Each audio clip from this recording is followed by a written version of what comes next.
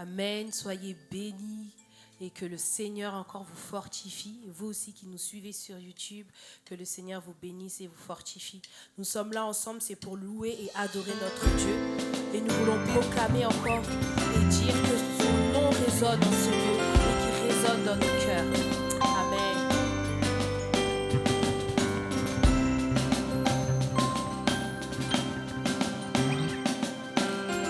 Que ton nom résonne dans ce lieu. Que ton nom résonne dans ce lieu. Que ton nom résonne dans ce lieu. Jésus, que ton nom résonne dans ce lieu. Que ton nom résonne dans ce lieu. Que ton nom résonne dans ce lieu. Jésus, que ton nom résonne dans ce lieu. Que ton nom résonne dans ce lieu. Jésus, que ton nom résonne dans ce lieu. Que ton nom résonne dans ce lieu. Que ton nom résonne dans ce lieu. Il résonne. Que ton nom résonne dans ce lieu. Que ton nom résonne dans ce lieu. Jésus, que ton nom résonne dans ce lieu. Que les murs tremblent au son de nos louanges, alors que nos voix s'unissent à celles des anges. Répands sur nous ton esprit, ta puissance. Oh Jésus, que les murs tremblent au son de nos louanges, alors que nos voix s'unissent à celles des anges. Répands sur nous ton esprit, ta puissance. Oh Jésus,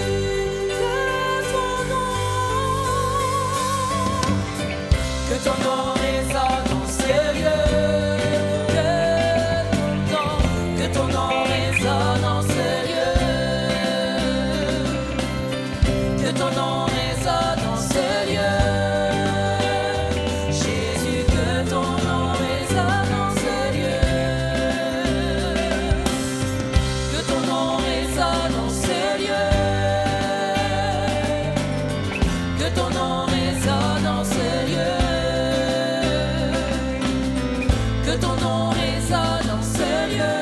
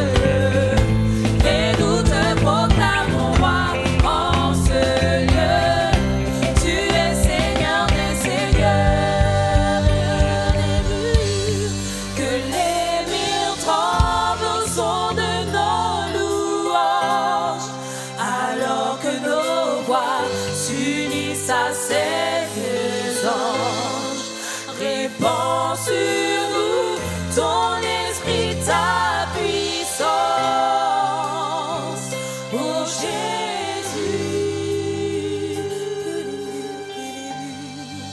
que les murs tremblent au son de nos louanges, alors que nos voix s'unissent à celles des anges.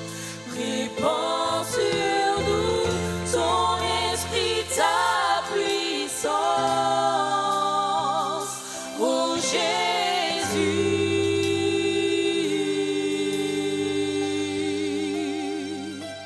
Seigneur, merci Seigneur, parce que dans ce lieu, nous croyons que tu es le Dieu Tout-Puissant. Nous voulons, Seigneur Jésus, que notre adoration, Seigneur, puisse résonner au milieu de nous. Et nous croyons encore en toi, Seigneur. Et je crois que tu es là. Je crois que tu es mort et ressuscité, Seigneur mon Dieu. Et tu feras de grandes choses dans nos vies. Amen. Je crois que Dieu est capable encore de toucher ton cœur. Et je crois qu'il est là pour te guérir, pour te pardonner, te consoler. Amen. Est-ce que tu le crois? Est-ce que tu crois que Jésus peut faire quelque chose dans ta vie? Amen. Alors proclame-le et déclare de tout ton cœur que Jésus est ton sauveur.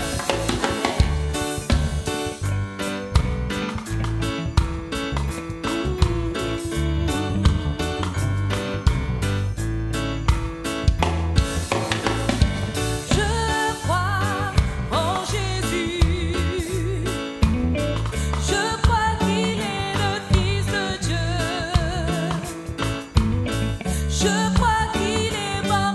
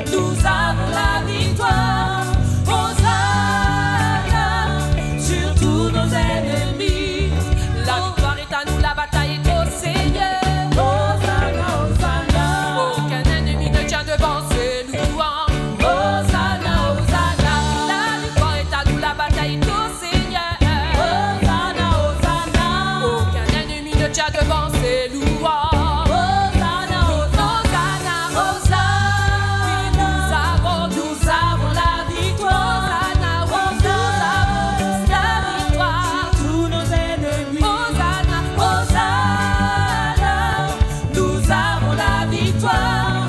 Hosanna sur tous nos ennemis. Hosanna, nous avons la victoire. Hosanna sur tous nos ennemis. Hosanna, nous avons la victoire. Hosanna sur. Est-ce que le peuple de Dieu peut le proclamer?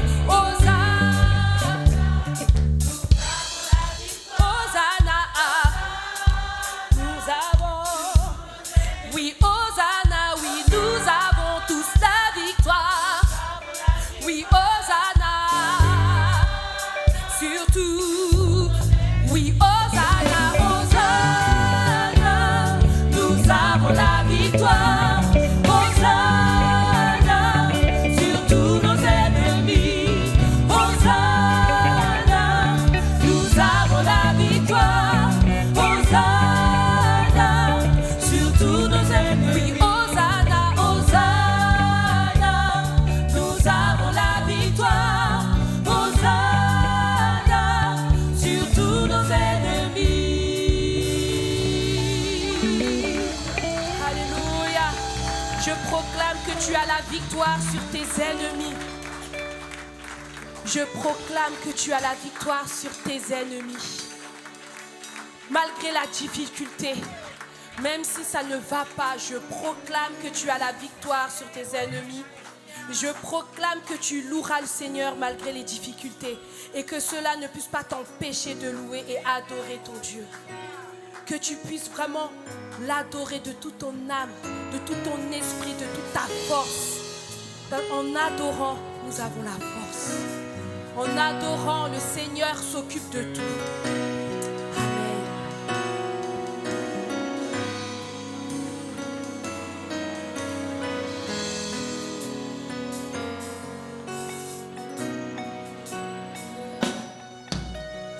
Mon âme soupira près de toi.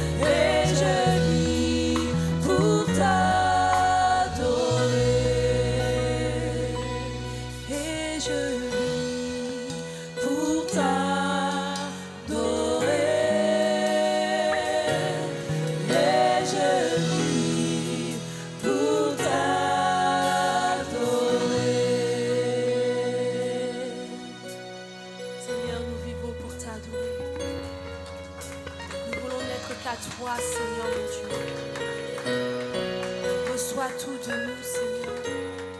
Reçois l'adoration qui t'est due. Tu mérites bien plus que ça, Seigneur, mon Dieu. Merci, Seigneur, encore pour qui tu es. Merci, Jésus.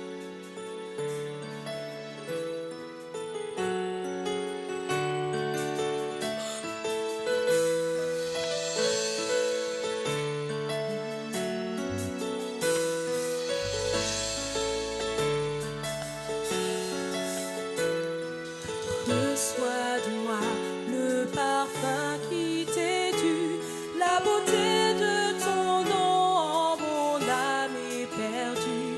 Je veux n'être qu'à toi. Jésus, je t'aime. Reçois du peu que je trouve à donner, tout l'amour que mes yeux n'ont pas su te montrer. Je veux n'être qu'à toi. Jésus, je t'aime. Oui, reçois de moi le parfum qui t'est dû, la beauté de ton nom, mon âme est perdue.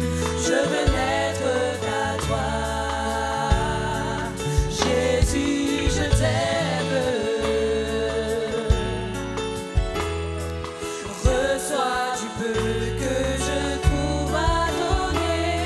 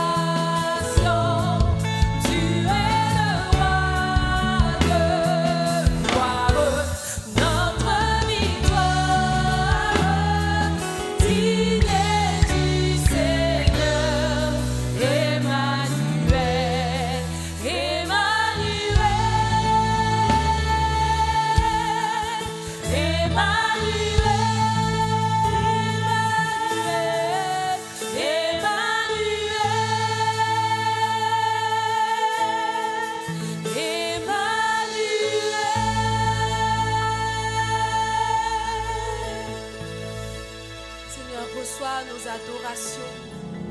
Reçois tout de nous, Jésus.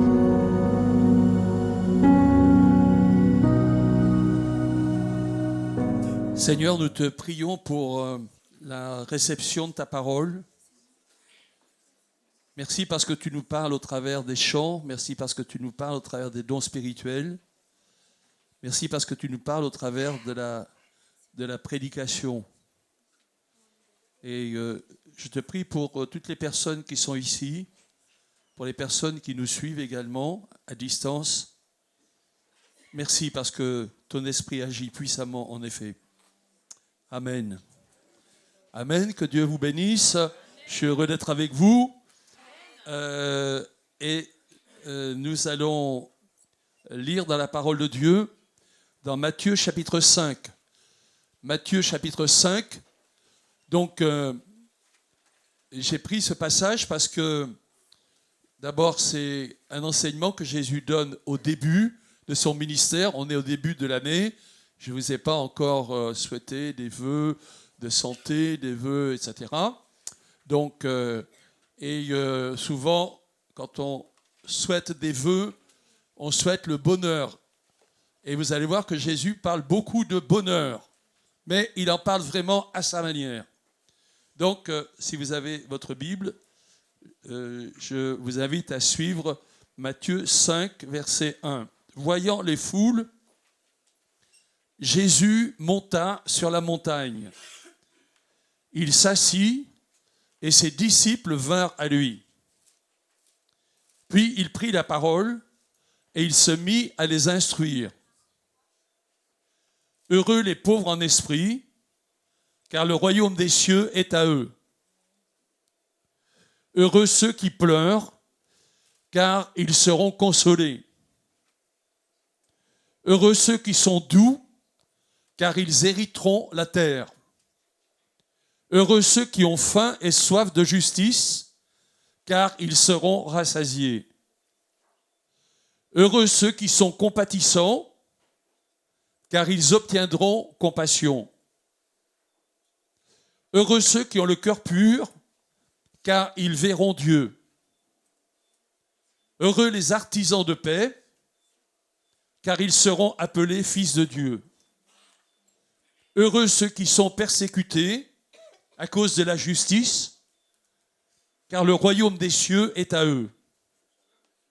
Heureux êtes-vous lorsqu'on vous insulte, qu'on vous persécute et qu'on répand faussement sur vous toutes sortes de méchancetés à cause de moi. Réjouissez-vous et soyez transportés d'allégresse, parce que votre récompense est grande dans les cieux. Car c'est ainsi qu'on a persécuté les prophètes qui vous ont précédés. Amen.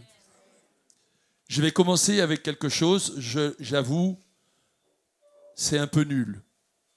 Bon, voilà, c'est comme ça. Et donc, si tu peux me mettre... Ah, tu n'es pas prête. Voilà. Si tu peux me mettre la diapo particulièrement nulle. Donc, c'est l'histoire de deux serveuses, deux bonnes. Il y en a une qui a un gros nez. C'est la bonne année. Donc, voilà. Donc, voilà. Vous avez la bonne année. Vous voyez, le nez, là, c'est volumineux. Je suis d'accord avec toi, Emmanuel, c'est nul. Et puis, elle a du thé. Mais elle n'a pas de thé. Donc, c'est la bonne santé. Alors, je vous explique, parce que si quelqu'un n'avait pas compris, pendant le repas de midi, il se met à rire tout seul, là, il a compris. Donc, c'est mieux que je vous explique. Pardon. Donc, sinon, oui, je vous souhaite une bonne année et une bonne santé. Oui. Mais je voudrais voir avec vous ce que Jésus dit. Donc, le texte dit que Jésus voit les foules qui viennent le voir et il va s'asseoir sur la montagne. Donc, c'est ce qu'on appelle le sermon sur la montagne. Il va s'asseoir sur la montagne et ses disciples vont être là devant lui Et il nous est dit qu'il prit la parole et il se mit à les instruire. Donc nous sommes tout à fait au début de l'Évangile et au début du ministère de Jésus. Et en quelque sorte, Jésus va donner sa charte. Jésus va donner son programme. Son programme qu'il va présenter avec ces fameux heureux. Alors, je voudrais simplement déjà dire que c'est un peu original parce qu'on connaît les 10 commandements, on connaît l'alliance, ou on connaît des sortes d'alliances, des traités qui pouvaient exister vers les années 1000, 1500 ou des choses comme ça. Mais ces traités d'alliance ne commencent jamais par heureux. L'objectif, c'est le suzerain, le chef, le roi plus important, vainqueur, qui fait une alliance avec le roi vaincu, le vassal. Et à chaque fois, c'est tu vas faire ceci, tu vas faire cela, tu vas faire cela. Si tu ne fais pas ceci, si tu ne fais pas cela, il va t'arriver ça. Ça, c'est comme ça que fonctionnent les traités, les alliances ou les choses comme ça. Mais Jésus va faire tout à fait autrement et il va dire ceux qui font alliance avec Dieu, ceux qui veulent respecter les règles du royaume de Dieu, que je viens vous présenter particulièrement, Jésus qui vient présenter particulièrement le royaume de Dieu, alors vous allez être heureux si vous faites ça. Maintenant, quand vous avez entendu ce que j'ai lu, vous savez, certaines personnes, un personnage assez important, tous les jours, il lisait les béatitudes. Tous les jours, il lisait les béatitudes. Et donc, je pense que vous avez déjà remarqué, et peut-être vous vous êtes dit, bon, heureux ceux qui pleurent, moi, je n'ai pas trop envie de pleurer. Hein. Heureux les doux, moi, je n'ai pas trop envie de me laisser faire. Heureux les miséricordieux, tu pardonnes, bon, les gens ils vont dire, tu lui fais n'importe quoi, il pardonne, donc non, mais moi j'ai pas trop envie de ça. Pire que tout, heureux les persécutés, heureux quand on dit toutes sortes de méchancetés à cause de moi. Il n'y a pas beaucoup de gens qui aiment qu'on dise des méchancetés à ton égard, il me semble. Il y a même, on entend souvent à la télé, certains jeunes, quand ils subissent certaines critiques sur Internet ou des choses comme ça, et ça va jusqu'au suicide ou des choses comme ça. Donc, peut-être vous vous dites, mais le bonheur de Jésus, il est quand même bizarre. Je vais parler d'une sorte de bonheur paradoxal et j'aimerais un petit peu vous expliquer tout ça. En tout cas, c'est le programme du Sermon sur la montagne. C'est un discours fondateur et Jésus va donner les grandes lignes de ce qu'est le royaume de Dieu. Il est vrai qu'on a déjà la révélation de l'Ancien Testament, où Dieu a déjà parlé, les 10 commandements par exemple. Donc on avait un certain nombre de règles déjà correspondant à ce que Dieu nous demande, mais Jésus va aller plus loin et va donc parler, comme je le dis, des règles du royaume de Dieu, du royaume des cieux, ou si vous préférez, du règne de Dieu. Et d'ailleurs, la prière, c'est que ta volonté soit faite sur la terre comme au ciel. Sous-entendu que le royaume de Dieu s'établisse, en particulier parmi nous. Et Jésus explique que le royaume de Dieu, le règne de Dieu, est en train de venir de manière, comment vous dire, discrète. Les Juifs attendaient un roi militaire, des choses comme ça. Les êtres humains réfléchissent comme ça. Violence, guerre, épée, tout ce que vous voulez. On s'impose par la force, on établit le royaume, on établit la révolution et on fait la dictature du prolétariat et des choses comme ça. Ça ne change rien. Ça ne change pas le cœur de l'homme. Après, c'est vrai que quand ceux qui exploitent n'exploitent pas, ça peut être bien. Je ne vous dis pas que la politique est totalement inutile, je ne vous dis pas ça. Mais donc, Jésus va expliquer comment nous devons vivre, nous les chrétiens. Jésus explique comment les disciples doivent vivre. Il est en train d'instruire ses disciples en rapport avec le royaume de Dieu sur la terre, parmi nous, discret, mais qui se continue au-delà de la mort, au-delà de Nouvelle Jérusalem. C'est pour ça que j'ai mis quelques diapositives qui parlent de la Nouvelle Jérusalem, qui évoquent la Nouvelle Jérusalem. Jésus parle bien de son royaume dans lequel j'entre dès ici-bas, quand je suis converti, mais qui va continuer parce que, comme j'ai vécu sur la terre, de la même manière, je vais vivre les choses dans l'au-delà. Si j'ai jamais marché avec Dieu sur la terre, ça veut dire que j'aime pas les choses de Dieu. Et la Bible est quand même très sérieuse, elle nous met en garde là-dessus. Jésus dit, mais moi je vous dis. C'est-à-dire qu'il y a l'Ancien Testament où Dieu a parlé, mais Jésus vient compléter. Jésus va, réaliser, et c'est ce qu'il dit, je ne suis pas venu abolir, mais je suis venu accomplir. Et Jésus précise, là, dans ce sermon sur la montagne, c'est pas simplement au chapitre 5, ça continue dans les autres chapitres qui suivent, il précise que rien, pas même un iota, ne disparaîtra. Dieu a parlé, et même un simple i, une barre de thé, nous on dirait en français, a son importance. Et c'est pour ça que c'est très important, mon frère, ma sœur, moi aussi, que tu lises la parole de Dieu. Que tu comprennes que Dieu veut que tu mettes toute la parole de Dieu en pratique. Et que tu mettes en pratique la révélation que Jésus a donnée en fin de compte. Je veux dire que, par exemple, dans l'Ancien Testament, il était possible de divorcer relativement facilement.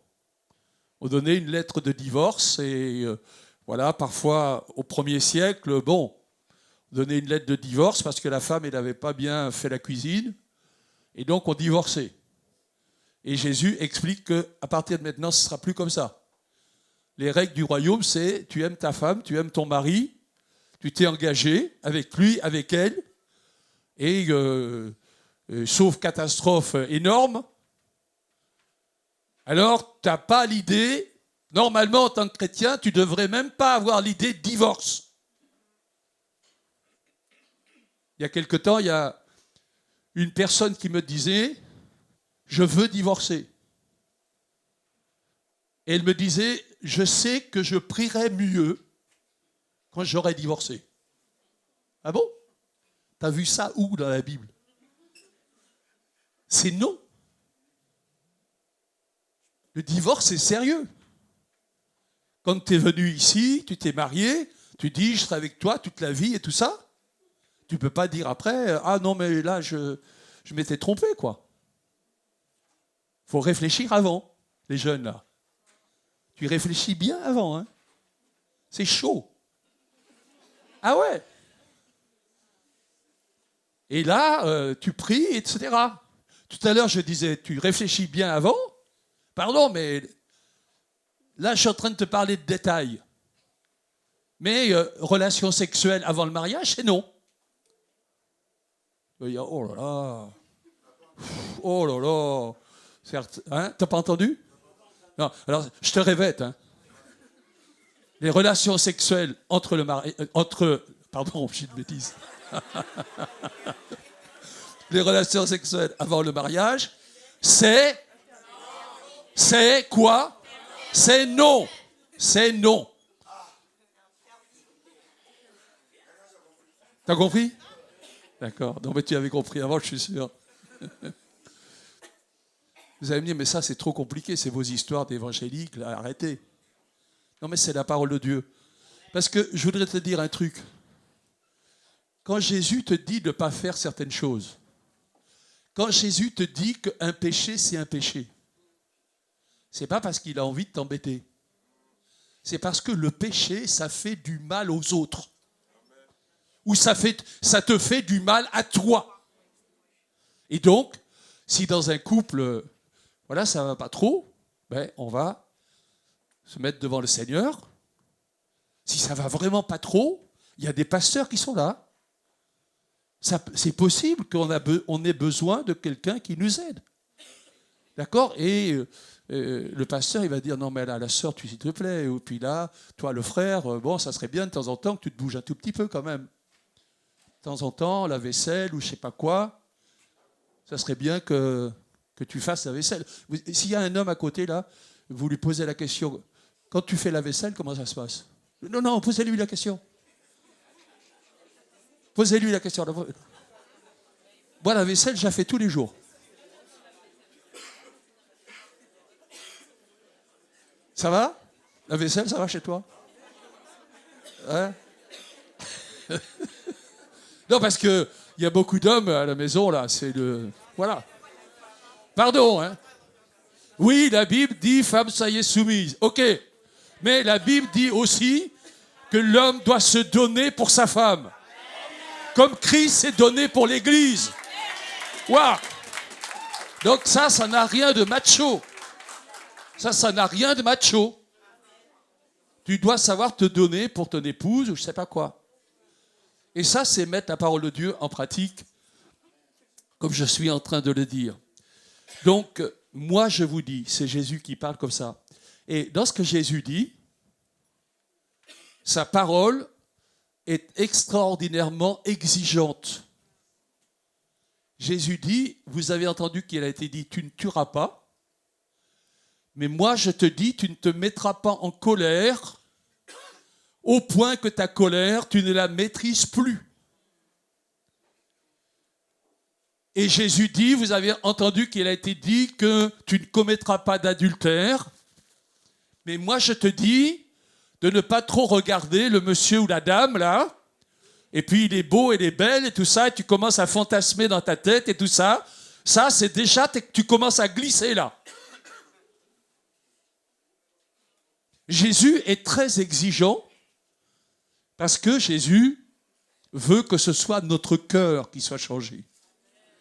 Ce n'est pas simplement les pratiques extérieures ou je ne sais pas quoi, il faut faire ceci, il faut faire cela, il ne faut pas...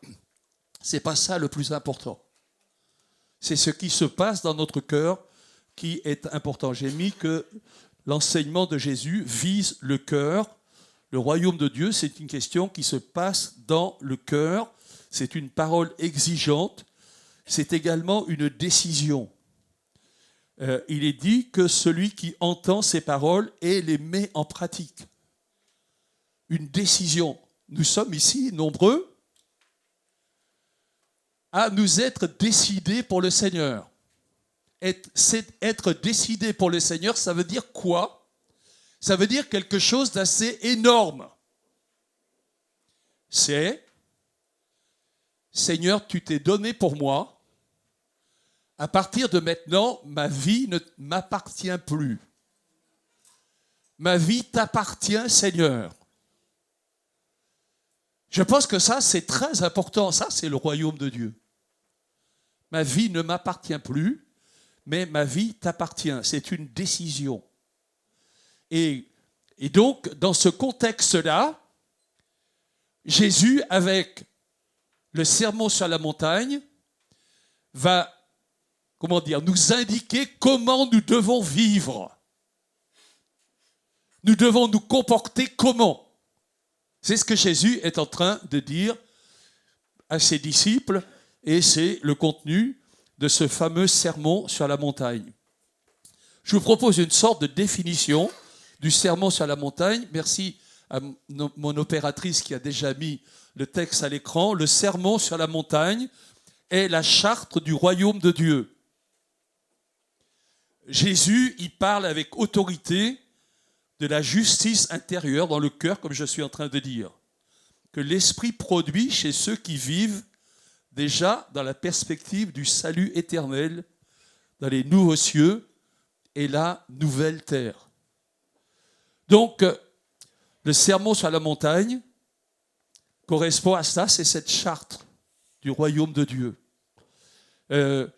C'est ce cœur changé. Dans cette sorte de définition que je vous ai donnée, j'ai mentionné le Saint-Esprit. Pourquoi ?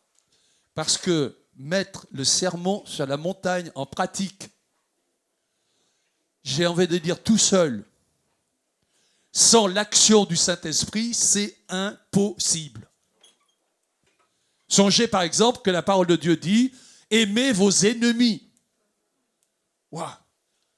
Ça, aimer ses ennemis, à ma connaissance, il y a, je ne sais pas, je crois qu'il n'y a que Jésus qui a dit un truc comme ça.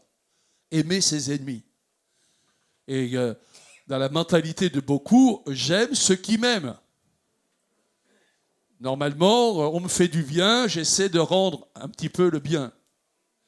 Il y a quelque temps, au fin fond de la campagne où j'habite habituellement, il y avait une mamie et le maire de la petite commune où je suis a dit à ma femme, mais cette mamie, elle est toute seule et ça serait bien que vous l'invitiez un petit peu. À l'époque, j'avais ma belle-mère à la maison et donc, ça serait bien que vous l'invitiez parce qu'elle est toute seule et tout ça. Donc un jour, on voit la mamie et on lui dit, mais ça serait bien dimanche que vous veniez à la maison parce que voilà, vous êtes un peu seul et tout, et donc ça sera bien. Alors la mamie commence à réfléchir comme ça, et puis il dit, ah non. Il dit, non, pourquoi ? Et là, elle a dit un truc, moi. Elle dit, non, je serai obligé de vous le rendre. Je serai obligé de vous le rendre. Ça, c'est la mentalité de beaucoup de gens. Donc, j'aime ceux qui m'aiment et tout ça.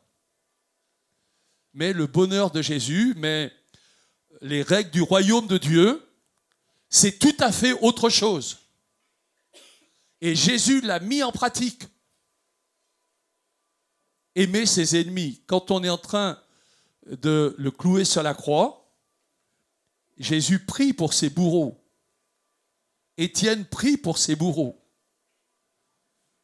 Et moi, j'ai envie de te dire, si tu veux être béni pendant cette année, connaître la joie du royaume de Dieu, c'est très important que tu aimes tes ennemis. Dis Amen. C'est important que tu aimes tes ennemis. C'est important que tu ne gardes pas des trucs dans ton cœur. Ah, lui, il m'a fait ça. Elle m'a fait ça. Et tu gardes ça dans ton cœur. Et voilà, je vais me venger. La vengeance est un plat qui se mange froid. Ou je sais pas, des trucs comme ça. S'il te plaît, enlève ça de ton cœur. Prie pour lui, prie pour elle. Si elle a été désagréable avec toi, je pense que ça ne va pas trop dans sa vie ou des choses comme ça. Elle a vraiment mal agi, il a vraiment mal agi. Seigneur, je mets ça devant toi. Tu ne vas pas traîner toute ta vie le fait que il t'a fait ceci ou elle t'a fait cela. J'ai raconté tout à l'heure que ma femme est à moitié corse. Les Corses, c'est chaud. Hein. Et donc, son père, évidemment, lui, corse plein pot, était fâché avec sa cousine ou je ne sais pas quoi. Et en Corse, ça va très loin. Hein. T'es fâché. Hein. C'est à vie.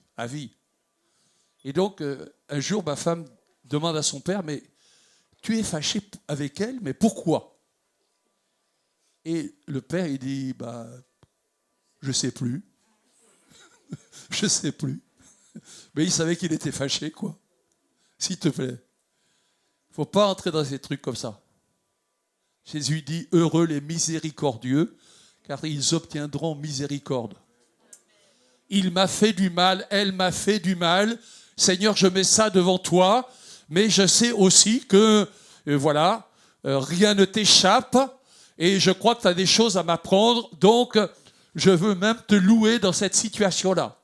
Tout à l'heure, on a parlé de beaucoup être des adorateurs, des gens qui louent le Seigneur. S'il te plaît, est-ce que tu es vraiment un adorateur ? Il y a une expression un peu particulière dans l'Évangile où Jésus dit « les adorateurs que le Père recherche ». Dieu recherche les adorateurs, non pas qu'il manque des choses à Dieu, mais Dieu sait que si tu es un vrai adorateur, une vraie adoratrice, ça va te faire du bien. Parce que tu vas tourner vers Dieu. Parce que tu vas imiter Dieu. La Bible nous dit « soyez les imitateurs de Dieu ». Et Dieu est celui qui pardonne. Et Dieu est celui qui veut faire du bien à quelqu'un. Et toi, tu dois vouloir faire du bien à quelqu'un. En tant que chrétien, je veux mettre toute la parole de Dieu en pratique. Et c'est pour ça que c'est si important de lire la parole de Dieu. Je pense que les chrétiens ne lisent pas assez la Bible. Quand tu lis la Bible, tu comprends. Quand tu lis la Bible, tu sais certaines choses. Après, il y a des choses un peu compliquées peut-être parfois, mais les études bibliques sont là pour ça. En tout cas, le texte de Jésus, pas un iota, pas un seul trait de lettre ne passera dans la loi, de la loi.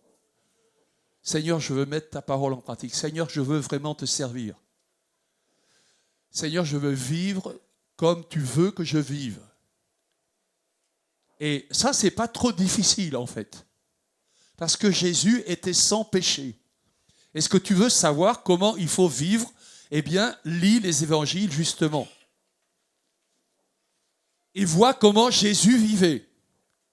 Et donc, lui, il était sans péché.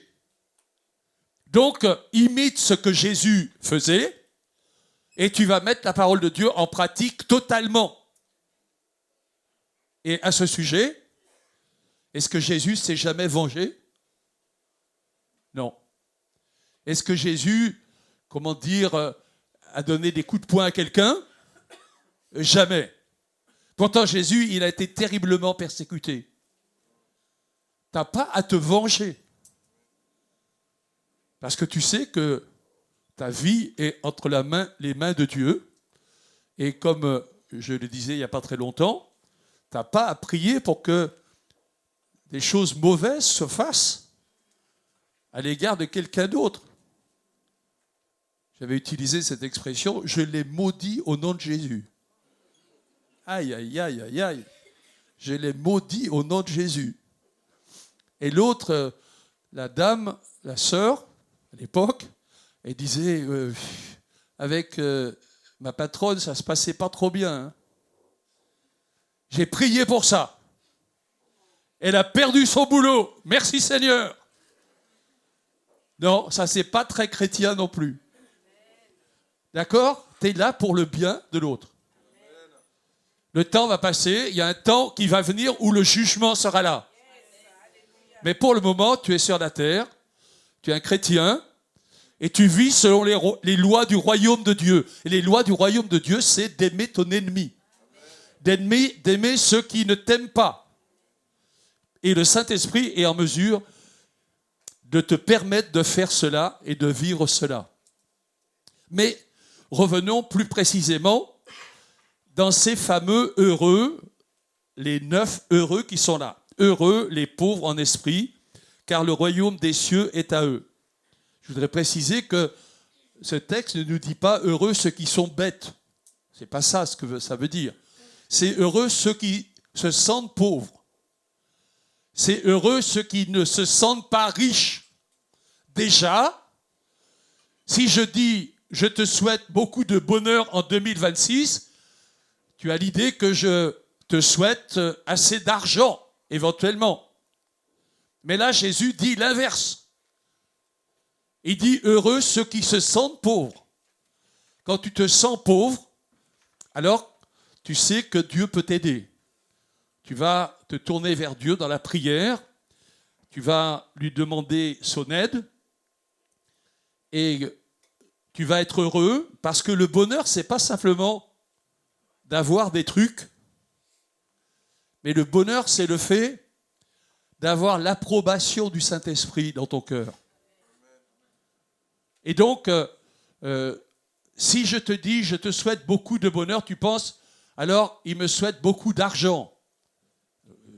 C'est pas, je ne dis pas que c'est bien d'être sans argent. Mais ce que je dis, c'est que Dieu peut te combler même si tu n'es pas trop riche. Vous avez des gens qui sont extrêmement riches et qui ne sont pas heureux du tout. Ce n'est pas l'argent qui fait le bonheur. C'est la communion avec Dieu. C'est la fraternité. Tu as des gens qui t'aiment, tu as des gens qui t'appellent au téléphone, tu as des gens qui sont à l'église et tout ça, et qui t'encouragent. Le bonheur, ce n'est pas quelque chose d'émotionnel. Le bonheur, ce n'est pas le bien-être seulement, ce n'est pas la réussite, ce n'est pas la stabilité, ce n'est pas la jeunesse, ce n'est pas la force, ou des choses comme ça. Si tu as, si tu as le bien-être, si tu as la réussite, si tu as un bon boulot, c'est bien. Mais ce n'est pas ça le plus important. Je racontais l'histoire tout à l'heure d'une jeune femme à l'Institut biblique de Bordeaux où j'enseigne assez souvent. Et donc, elle est malgache. Elle est restée à Madagascar jusqu'à peu près vers l'âge de 14-15 ans. Et elle ne parlait même pas français là-bas. Et puis, elle vient en France, elle apprend le français, elle réussit dans ses études, elle a un boulot formidable. Buiton, là où je ne sais pas quoi. Elle gagne 5 000 € par mois. Et voilà qu'elle vient, c'est une chrétienne, elle vient à l'église et Dieu lui dit maintenant, Institut biblique. Quand elle dit à ses collègues, je vais arrêter là et je vais à l'Institut biblique, les collègues disent, mais tu es complètement folle, tu es complètement malade. Mais je pense qu'elle a plus de bonheur là-bas qu'avec ses 5 000 € à Buiton.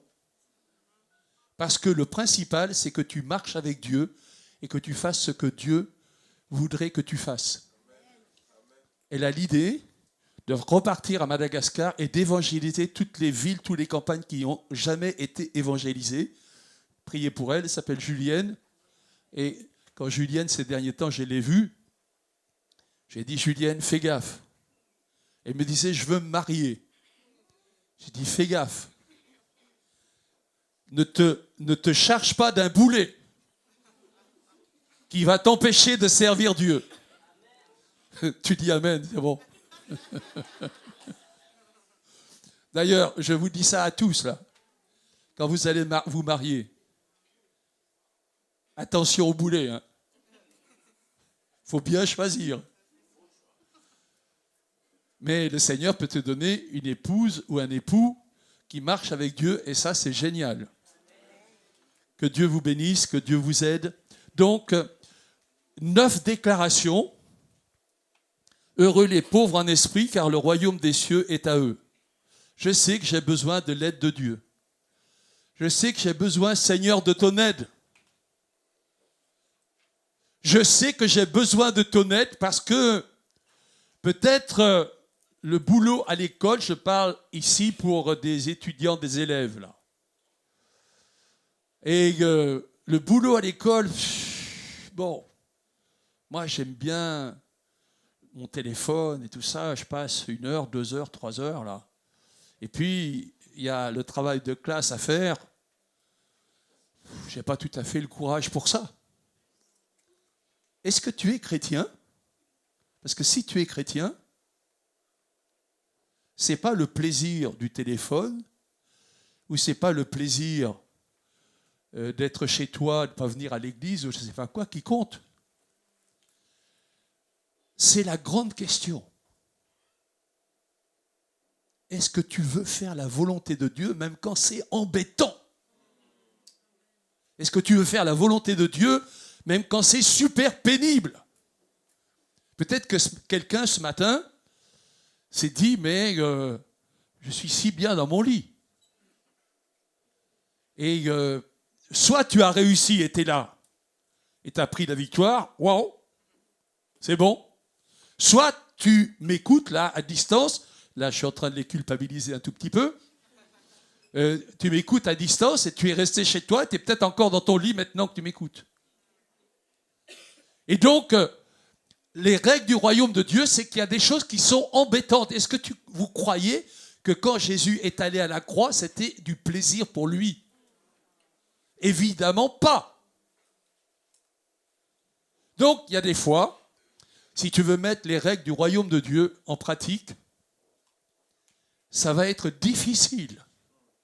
Parfois très difficile. Je vous rappelle simplement Jésus lui-même qui prie. Vous le savez, on en parle parfois. Où il dit, Père, éloigne de moi cette coupe. Personne n'aime souffrir. Et le chrétien n'aime pas souffrir. Et les chrétiens, on n'est pas là pour dire, j'aime tellement souffrir, s'il te plaît, Seigneur, envoie-moi quelques souffrances. Non, ça, c'est pas la parole de Dieu qui dit ça. Mais maintenant, si je dois faire la volonté de Dieu,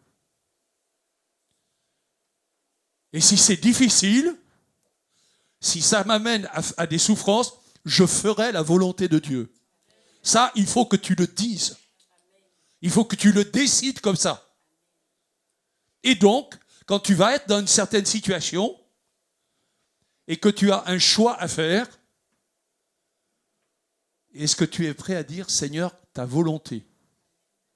Jeanne d'Arc disait, Messire Dieu, premier servi. Messire Dieu, premier servi.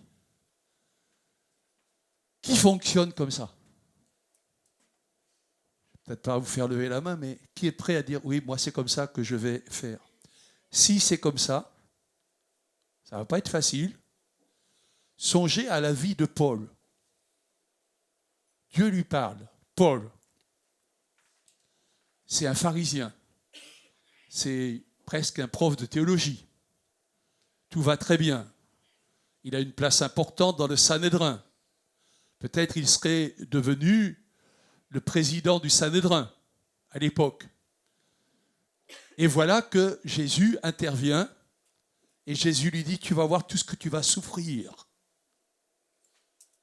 Tu fais quoi à la place de Paul? Il dit, non, mais moi souffrir, je ne veux pas. Hein.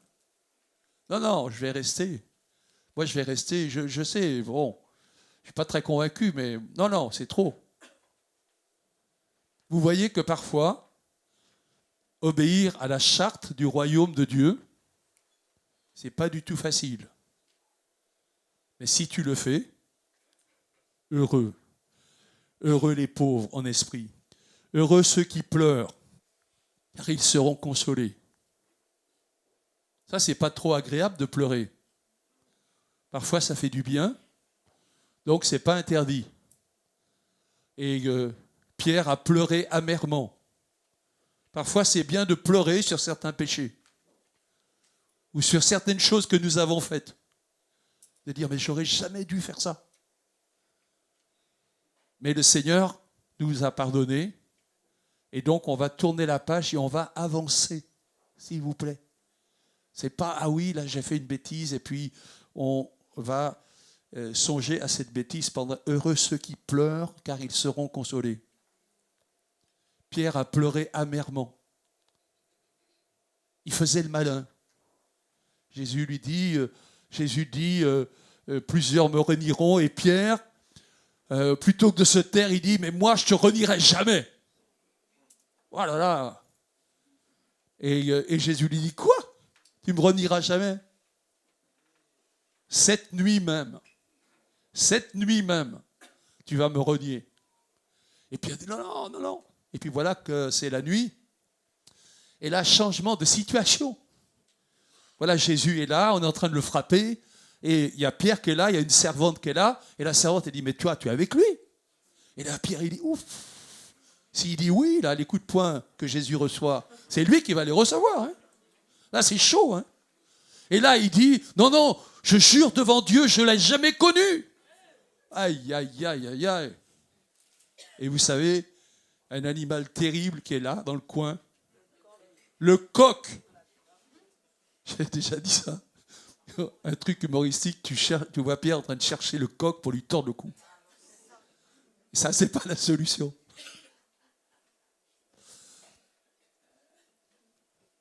Heureux ceux qui pleurent, car ils seront consolés.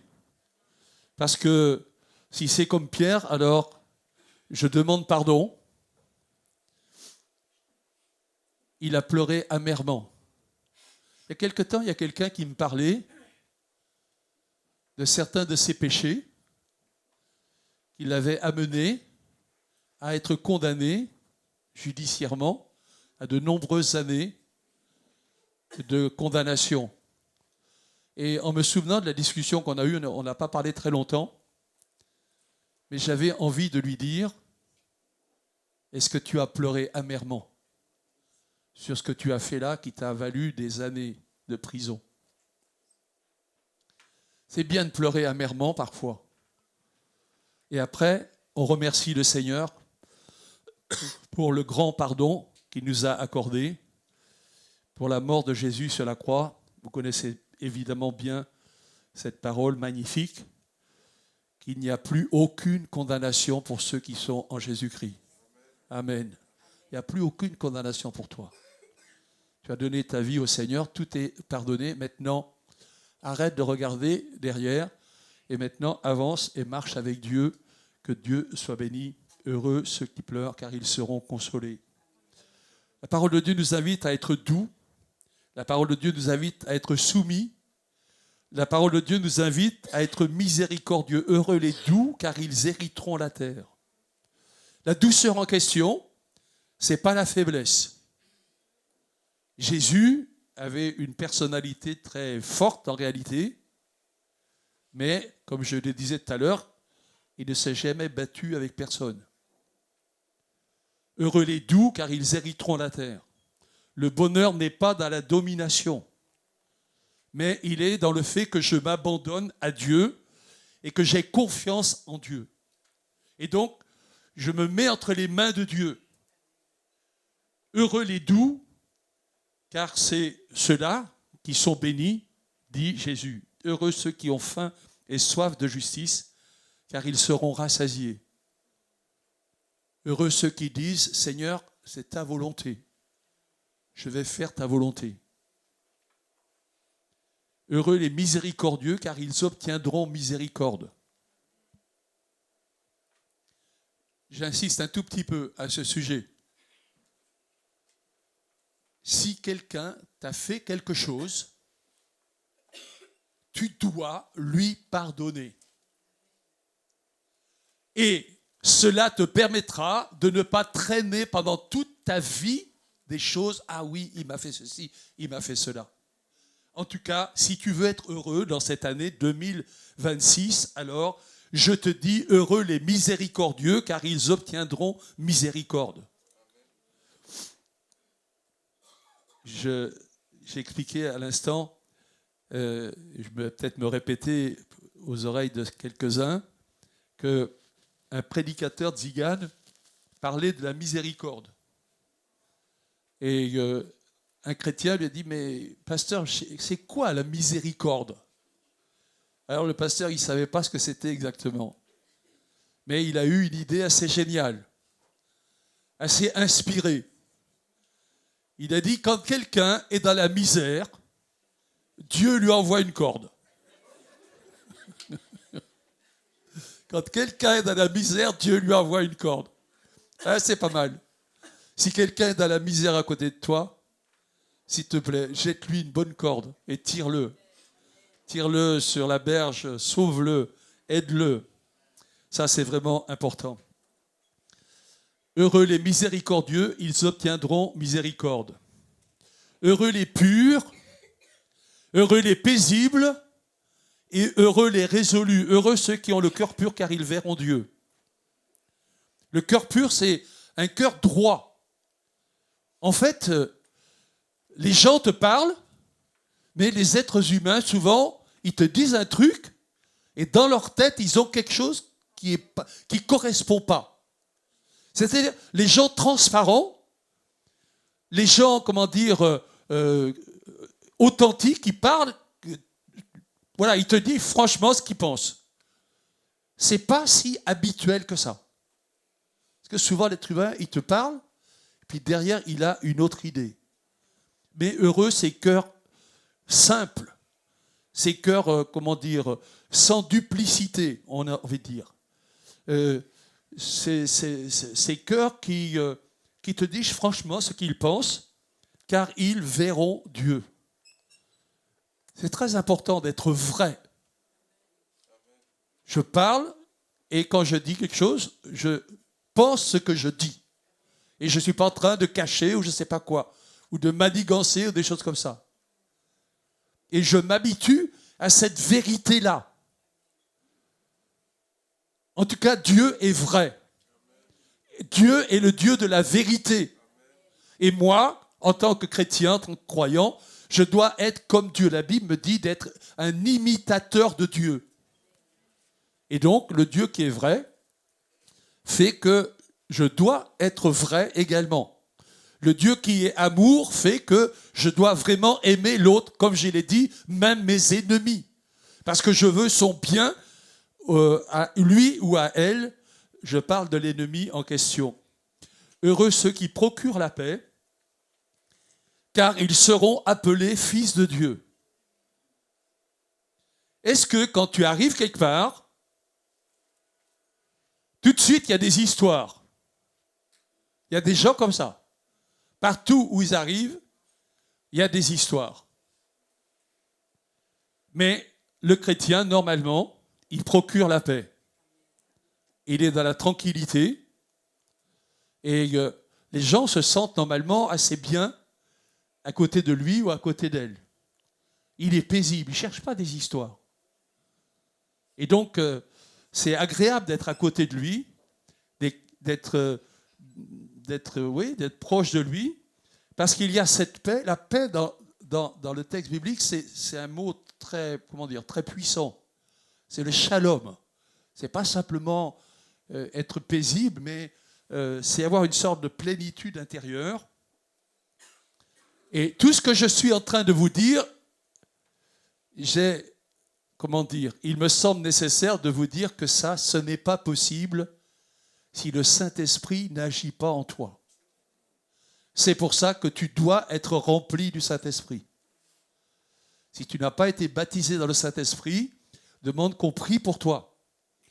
Si tu as été rempli du Saint-Esprit, si tu parles en langue, Paul nous dit « Je parle en langue plus que vous tous. S'il te plaît, deviens un super pentecôtiste. » Parce que si ce n'est pas le cas, alors, si tu n'es pas rempli du Saint-Esprit, tu ne vas pas pouvoir vivre réellement le fruit de l'Esprit, qui est l'amour, la paix, la joie, la patience et tout ça. Mais ça ne sera pas possible. Parce que c'est quand notre cœur est vraiment changé, quand nous sommes vraiment remplis du Saint-Esprit, que nous pouvons vivre ces choses-là. Que Dieu soit béni. Et donc, je termine avec les deux derniers, en fait, il y en a deux. Les deux derniers heureux. Heureux ceux qui sont persécutés à cause de la justice. Heureux car le royaume des cieux est à eux. Si tu es chrétien, tu ne vas pas pouvoir échapper à cette idée, à cet état que certaines personnes à côté de toi ne vont pas aimer comme tu vis. Parce que ta vie va être un reproche vivant pour eux. Et donc, quand tu vas être dans un endroit et que tu vas commencer à parler de ta foi, de l'évangile, alors peut-être que certains ne vont pas être du tout contents de toi. Je racontais tout à l'heure que quand j'étais prof au collège du Blanc-Ménil, au moment de Noël, j'avais mis un évangile dans le casier de tous mes collègues profs. Bon, vous savez que les profs, avec l'évangile, c'est pas l'amour fou. Hein. Donc, pas grave. Pas grave, peut-être que tu vas embêter quelqu'un quand tu vas dire que tu es chrétien. Mais tu ne peux pas faire autrement. Voilà, tu ne peux pas faire autrement. Et c'est pour ça que Jésus dit « Heureux ceux qui sont persécutés à cause de la justice. Heureux quand on vous insulte et qu'on dit toutes sortes de choses à cause de moi. Réjouissez-vous et soyez dans l'allégresse parce que votre récompense est grande dans les cieux. » Dans Actes chapitre 5, verset 41, il nous est dit que ces chrétiens ont été joyeux d'avoir été jugés dignes d'être déshonorés pour le nom de Jésus. Dans le monde entier, il y a des gens persécutés pour l'évangile.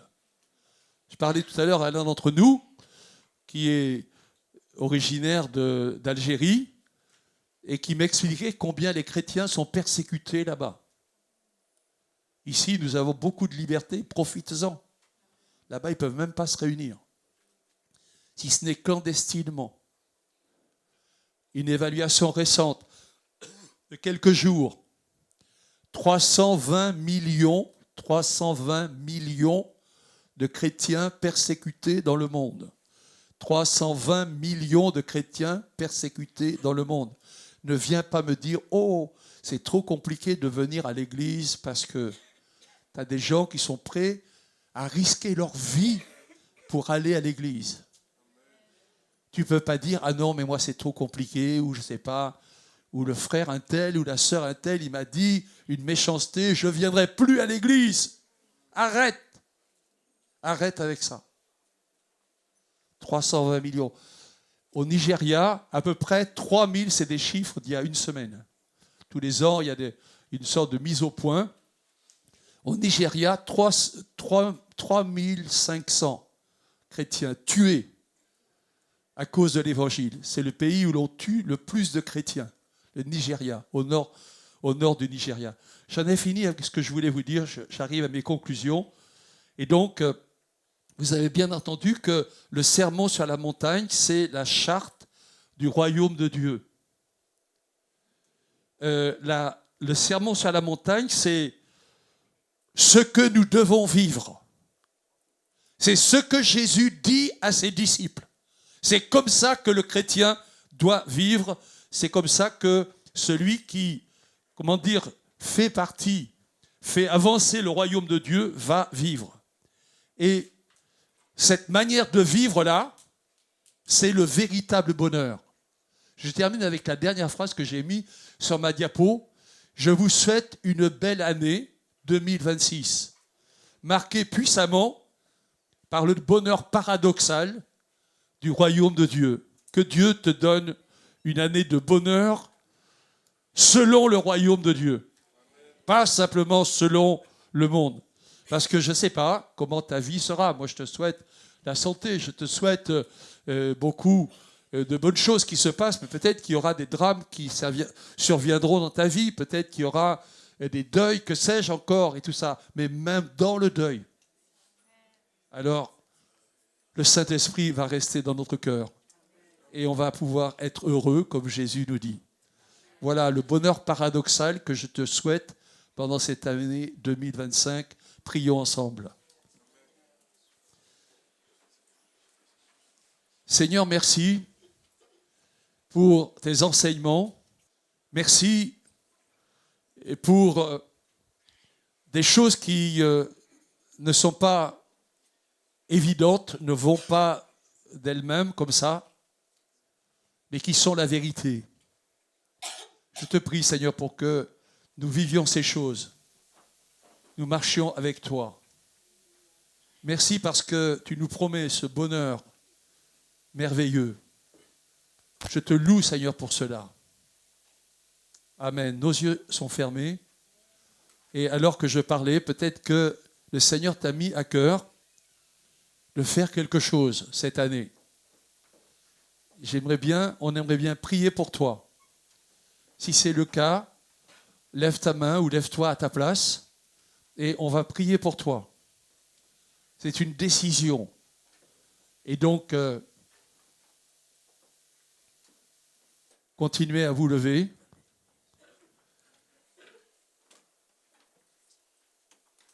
C'est une décision que tu prends devant Dieu. Et ceux qui sont à distance, vous pouvez également prendre une décision également.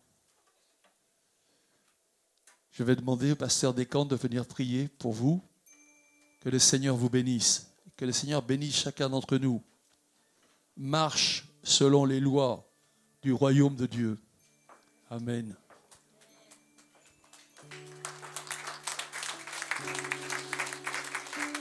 Seigneur, je te bénis, je te rends grâce. Je vais te confier toutes ces personnes qui se sont levées, ceux qui se sont retrouvés dans cette parole d'aujourd'hui. Seigneur, aide-les à mettre cette parole en pratique. Cela nous concerne également tous. Parce que la Bible déclare que mettez cette parole en pratique, ne vous bornez pas seulement à l'écouter. Seigneur, soutiens-les. Seigneur, garde-les. Saint-Esprit de Dieu, viens les relever, Éternel, afin qu'ils puissent mettre cette parole en pratique au Dieu de gloire. Que cette décision qu'ils ont prise aujourd'hui, notre Père, soit une véritable décision et non l'hypocrisie. Parce que nous voulons mettre cette parole en pratique au Dieu et vivre, Seigneur, l'expérience. Vivre, Seigneur, des prodiges, des miracles éternels au travers de ta parole. Parce que ta parole est la vérité. Elle touche le cœur. Elle change des vies. Elle transforme des vies. La parole nous appelle à pardonner sincèrement, à oublier. Seigneur, merci pour tous ceux, Seigneur, qui sont ici dans cette salle, oh Dieu, qui ont pris cette décision, Seigneur, ce matin. Saint-Esprit, accompagne-les. Relève-les. Fortifie-les, oh Dieu de gloire. Ainsi nous avons prié. Dans le nom de Jésus-Christ. Merci, Seigneur, pour ton serviteur, qui est pour nous un Père, qui donne des conseils à ses enfants au travers de la parole de Dieu. Bénis-les, Seigneur. Bénis sa famille. Bénis ses enfants, oh Dieu. Et la grâce de Dieu soit encore sur lui, afin qu'il nous conduise dans les droits chemins, Seigneur, au travers de ta parole. Béni soit ton nom, Père de gloire. Ainsi nous avons prié dans le précieux nom de Jésus-Christ. Disons tous Amen. Acclamons très fort le Seigneur Jésus. Nous avons proclamé que Dieu est le plus grand, que Dieu est le plus fort, car lui seul a pu changer l'eau en vin. Amen.